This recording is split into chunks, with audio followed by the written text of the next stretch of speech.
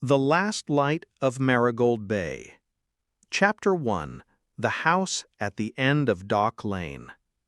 The ocean smell hit Linda Hayward the moment she rolled down the rental car window. It wasn't the clean postcard scent you read about in glossy travel magazines. Now, Marigold Bay had the raw, unfiltered smell of salt, fish, and wet wood, the kind that clung to your hair and clothes for days. It had been 31 years since she'd last seen the crooked "Welcome to Marigold Bay" sign still standing stubbornly at the edge of Route 4. Back then, she'd left in a rush, one suitcase, $200 in her wallet, and a promise to herself that she'd never come back. And yet, here she was, the ocean wind tugging at her short gray hair, the road pulling her toward a house she hadn't stepped into since she was 28. Dock Lane was exactly as she remembered. Narrow, uneven pavement, weather-beaten clapboard houses leaning toward the sea as though listening to its gossip. At the very end stood the Hayward house, 2 stories of faded yellow paint, shutters hanging loose like broken eyelids. Her brother had called it a fixer-upper in his email. That was generous. She stepped inside, and the air was stale with years of closed windows. Dust motes swirled in the sunlight slanting through the front room. The furniture was still there, the same floral couch her mother refused to part with, the coffee table with the cigarette burn from her father's poker night, the leaning bookshelf that had survived 3 storms. The sight hit her harder than she expected.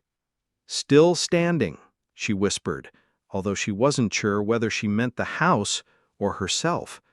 She wandered into the kitchen, and her hand instinctively reached for the spot on the counter where a small scar in the linoleum had been for decades. That was where she dropped the kettle the night before she left town, the night everything had changed. Her phone buzzed, breaking the silence. A text from her brother, Mark. "Meeting at the pier, 6 p.m. Don't be late. Someone's asking about you." Her pulse quickened. No one in Marigold Bay should be asking about her, not after all these years. From the kitchen window she could see the lighthouse, the old Marigold light, standing guard at the edge of the bay. Its beam was faint in the late afternoon sun, but steady, unchanged. And she wondered, not the first time, whether she had been wrong to leave or wrong to come back. Chapter 2. The Pier at Dusk. The wooden boards of Marigold Pier creaked under Linda's shoes as she walked toward the end, where the fishing boats bobbed lazily in their slips. The air here was different, thicker, infused with diesel, bait, and the faint metallic tang of the sea. Seagulls circled overhead, crying out like restless ghosts. Mark was leaning against the railing, hands stuffed into the pockets of his windbreaker.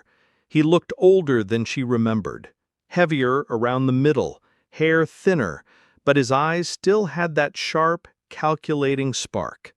A cigarette burned between his fingers, even though he'd promised their mother he'd quit decades ago.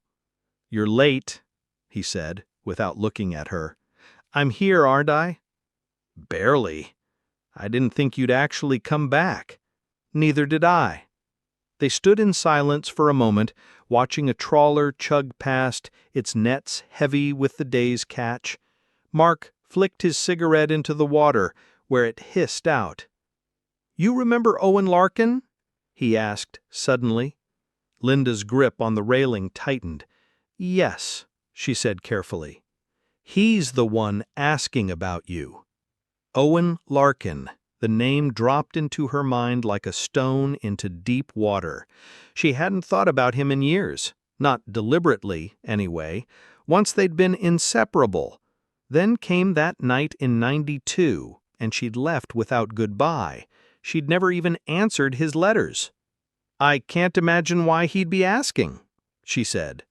Mark gave her a sidelong look. "Can't you?" "He's still here, you know. Runs the Lighthouse now.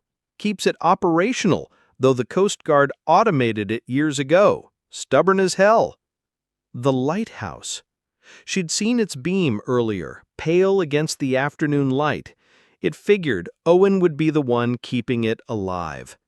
He'd always been the kind of man who fought the tide, even when it was hopeless.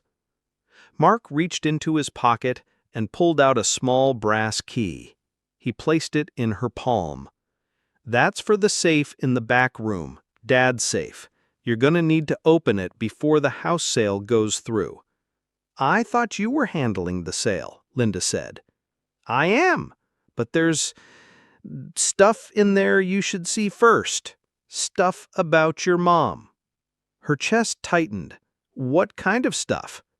"Not my story to tell, but I'll warn you.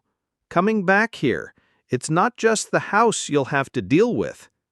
Before she could respond, a voice called from farther down the pier. "Linda? Linda Hayward?" She turned, and there he was, Owen Larkin. His hair had gone white at the temples, his shoulders broader but slightly stooped, his face weathered by wind and salt, but those eyes, blue as the winter ocean, hadn't changed. "I heard you were back," Owen said quietly. "We need to talk about the night you left." Linda felt the pier sway under her feet. The night she left, the one she'd spent 3 decades trying to bury. And for the first time since she'd driven into Marigold Bay, she wished she'd kept on driving. Chapter 3. Low Tide. They didn't talk right there on the pier. Owen simply nodded toward the lighthouse, his gaze steady. "Meet me after sunset. You know the way." Linda wanted to protest, to say she wasn't ready, but the words wouldn't form. She gave a stiff nod, then turned back toward Dock Lane, Mark watching her with that unreadable expression he'd always had, when he knew more than he was saying. The rest of the afternoon passed in fragments. She unpacked her single suitcase, finding herself moving slowly through each room of the house, touching things she thought she'd forgotten: the worn banister polished by years of hands, the ticking wall clock her father swore was practically new in 1974, the leaning bookshelf that had survived 3 storms. The sight hit her harder than she expected. "Still standing," she whispered, although she wasn't sure whether she meant the house or herself. She wandered into the back room, and the safe waited. It was bolted into the wall, the paint around it slightly discolored. The brass key felt heavy in her hand. She turned it, hearing the lock click, and pulled the small door open. Inside were 3 things: a stack of faded photographs tied with twine, an envelope with her name on it in her mother's looping script, and a small silver compass, the kind sailors carried. The photos were of the bay, sunrises, storms, the lighthouse beam cutting through thick fog, but a few were of people. One in particular made her stop. It was of her mother, younger, standing on the pier with a man who wasn't her father. They were laughing, heads tilted toward each other in a way that seemed too close, too familiar. The envelope was sealed. She didn't open it. Not yet. Her fingers traced the edges, as though doing so might prepare her for whatever was inside. By the time the sun began to sink, the house felt like it was holding its breath. Linda put on her jacket and walked toward the lighthouse. The wind had picked up, carrying the sharp bite of incoming weather. The tide was low, the exposed rocks slick and black. The lighthouse loomed ahead, its base surrounded by churning water. Owen stood at the open door, a lantern in his hand. Up close, the years were etched into his face, but there was still something in him that looked like the boy she'd known, the boy who once swore he'd take her anywhere she wanted to go. "You came," he said quietly. "You asked." Inside, the lighthouse smelled of oil and salt. The narrow spiral staircase creaked under their steps. At the top, the great lamp stood silent, its glass catching the last streaks of sunset. Owen set the lantern down and leaned against the wall, arms folded. "I need to know why you left. All I ever got was silence. No explanation, no goodbye. One night you were here, the next morning you were gone." Linda looked out over the bay. "Some things were too heavy to carry, and I thought leaving was the only way to keep from drowning." "That night wasn't just about you," Owen said, his voice hardening. "You left me standing on that dock with questions that chewed at me for 30 years. Chapter 4. The Search for the Daughter. With the discovery of Samuel Harris's possible daughter, Walter and Eleanor's mission took on a new dimension. The song, "The Forgotten Melody," was no longer just a piece of music, it was a connection to a family's lost history. They began their search by visiting the local library and combing through old birth records. After hours of searching, they found a single entry: Harris, Samuel, and Margaret, daughter, Elizabeth, born March 15, 1974. "Elizabeth Harris," Eleanor said, staring at the record. "If she's still alive, she'd be in her late 40s now." Walter nodded. "But where would she be, and why is there no trace of her after the accident?" Their next stop was the Maplewood Historical Society. There they met with an elderly volunteer named Marge, who had lived in the town her entire life. "Samuel Harris?" Marge repeated thoughtfully. "I remember him. He was a quiet man, always working on his music. After the accident, the baby was taken in by relatives out of state. I think it was Margaret's sister." "Do you know which state?" Eleanor asked. Marge shook her head. "I'm afraid not, but I do remember someone saying it was somewhere up north. Maine, maybe." Armed with this new information, Walter and Eleanor returned to the record store and began searching online for Elizabeth Harris in Maine. They scrolled through dozens of names, but none seemed to match. What if she changed her name? Eleanor wondered aloud. Maybe she was adopted. It was a possibility they hadn't considered. Without a last name or any other details, their search hit a dead end. A few days later, as Walter was organizing a shipment of records, the bell above the door jingled. He looked up to see a woman in her late 40s standing in the doorway. She had dark hair and sharp, intelligent eyes. "Welcome to Harmony Records," Walter said, walking over. "Can I help you find something?" The woman hesitated, then spoke. "My name's Elizabeth. I heard you're looking for me." Walter's heart skipped a beat. "Elizabeth Harris?" She nodded. "A friend of mine in Maine told me someone was asking about me. I thought I'd come see what this was all about." For a moment, Walter was speechless. Then he called out to Eleanor, who was in the back room. "Eleanor, she's here!" Eleanor rushed out, her eyes widening as she saw Elizabeth. "You're Samuel Harris's daughter," she said, her voice filled with awe. Elizabeth looked surprised. "How do you know my father? He died when I was just a baby." Walter motioned for her to sit down. "It's a long story," he said. As they sat in the back room, Walter and Eleanor told Elizabeth everything: how Eleanor had heard the forgotten melody on a road trip with her late husband, how they had tracked down the tape, and how they had learned about her existence. When they played the song for her, Elizabeth's eyes filled with tears. "It's beautiful," she whispered. "My father, he made this?" Walter nodded. "And now it's yours."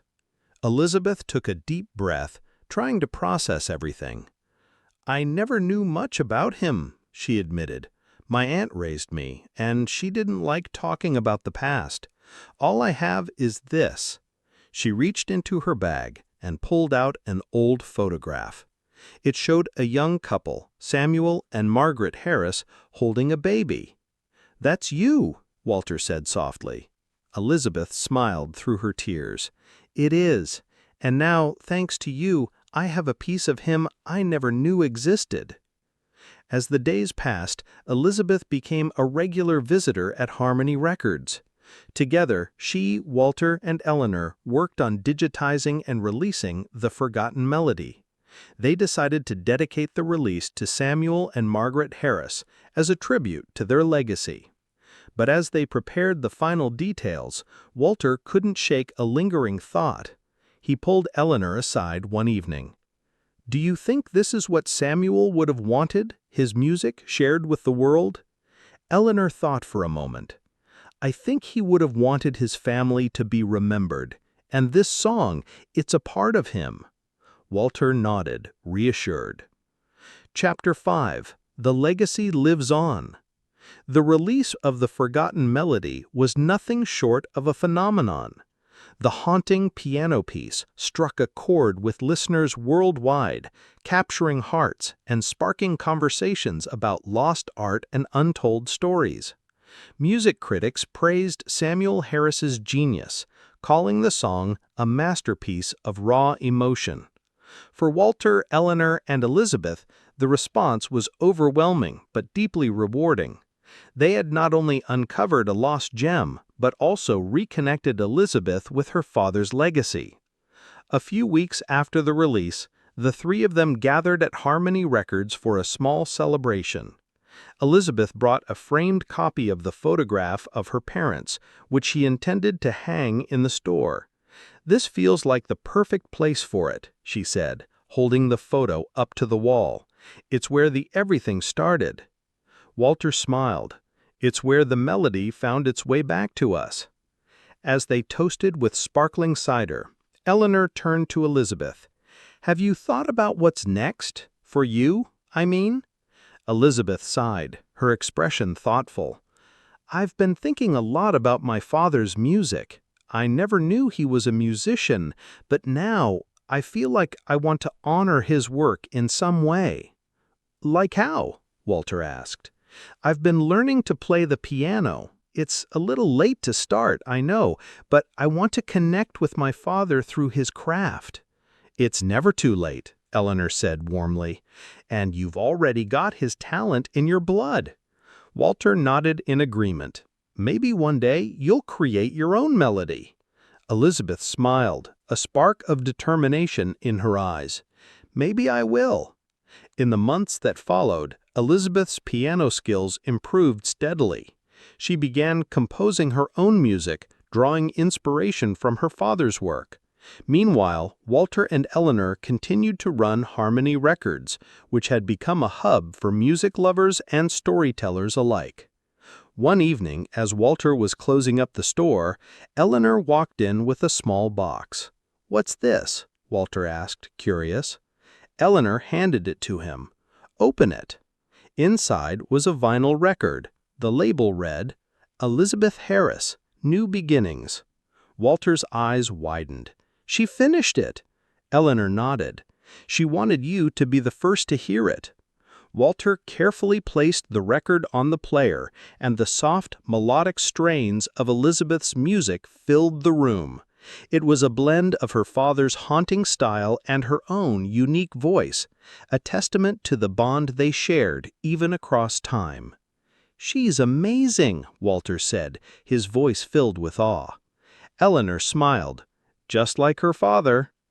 As the year drew to a close, the three of them stood outside Harmony Records, watching the snow fall gently on Main Street. The store's lights twinkled in the evening darkness, a beacon of warmth and nostalgia. "I can't believe how far we've come," Elizabeth said, her breath visible in the cold air.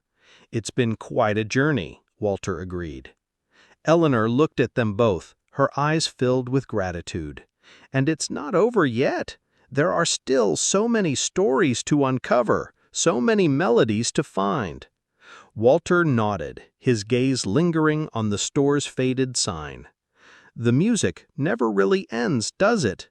"No," Elizabeth said softly. It lives on, through us. Epilogue. Years later, Harmony Records remains a beloved fixture in Maplewood.